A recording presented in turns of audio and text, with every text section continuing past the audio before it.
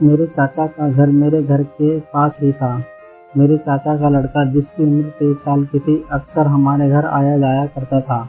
वो उम्र में मुझसे 5 साल बड़ा था। एक दिन मैं अपने कमरे में बैठकर मोबाइल पर कुछ देख रही थी तो वो मेरे पास आया। फिर बातों बातों में उसने मुझसे पूछा कि क्या तुम्हारा कोई बॉयफ्रेंड है।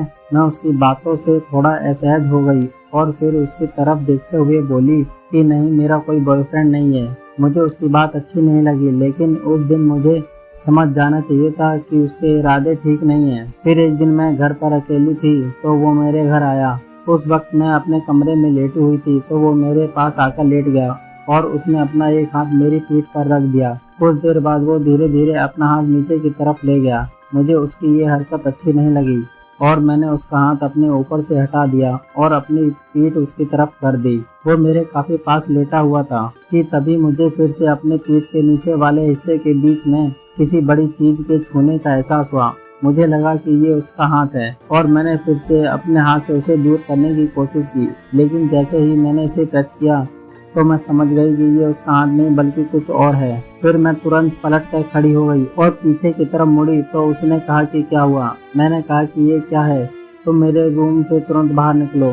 तो वो बेशर्मों की तरह हंसने लगा और बोला कि इस समय घर पर कोई नहीं है और अगर तुम मुझे निकाल सकती हो तो निकाल दो। मैंने उससे कहा कि मैं आपको अपने बड़े भाई के जैसा मानती हूँ, आपकी ये हरकत ठीक नहीं है। लेकिन उसके दिमाग में तो उस समय भूत सवार हो गया था और वो बोला कि हाँ तो क्या हुआ, बड़ा भाई मानती हो ना, लेकिन मैं कोई आपका सगा भाई थोड़े ही हूँ। मैं समझ गई कि अब बात करने से कोई फायदा नहीं है। तभी मैं चिल्लाने लगी तो उसने जल्दी से रूम का दरवाजा और खिड़की बंद करने लगा ताकि मेरी आवाज बाहर तक ना जाए और मेरे मुंह पर अपना हाथ रखते हुए बोला कि अगर तुमने चिल्लाना बंद नहीं किया तो मैं तुम्हें बदनाम कर दूंगा।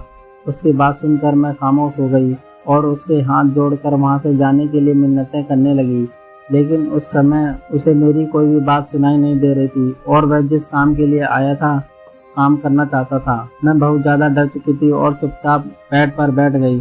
तब उसने कहा कि डरो मत, कुछ नहीं होगा, बस 10 मिनट में मैं फ्री हो जाऊंगा और ये बात किसी को भी पता नहीं चलेगी। मैं उसकी बात पर कोई भी रिएक्शन नहीं दे रही थी तो उसे लगा कि शायद मेरी भी इसमें हाँ है।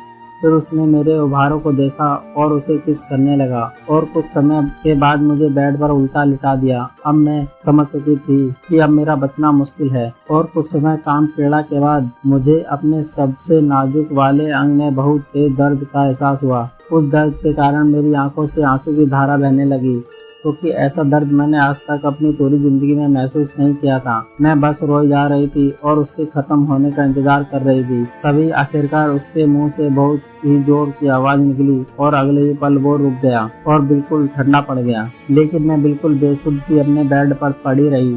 मुझ में इतनी भी हिम्मत नहीं बची थी कि मैं उठकर बैठ सकूं और अपना सब कुछ सही कर सकूं। फिर वह उठकर खड़ा हुआ, अपने कपड़े सही करने के बाद बोला कि इस बारे में किसी को भी बताया तो अच्छा नहीं होगा, और ये कहते हुए रूम से बाहर निकल गया। काफी समय गुजर जाने के बाद मैं दर्द से कर्राते हुए उठी और सबसे पहले अपनी मम्मी को फोन किया और उन्हें सब कुछ सच सच बता दिया। इसके बाद मेरी मम्मी तुरंत घर आती है और मेरी हालत को देखकर समझ जाती है कि मेरे साथ क्या हुआ है और तुरंत पुलिस को फोन करके बुलाती है। पुलिस ने मेरे बयान के आधार पर उसे पकड़ लेती है और जेल में डाल देती है। लेकिन उस दिन जो दर्द मुझे मिला उसे मैं आज तक भूल नहीं पाई हूँ। दोस्तों, अगर कहानी अच्छी लगी हो तो लाइक करें और चैनल को सब्सक्राइब जरूर करें। धन्यवाद।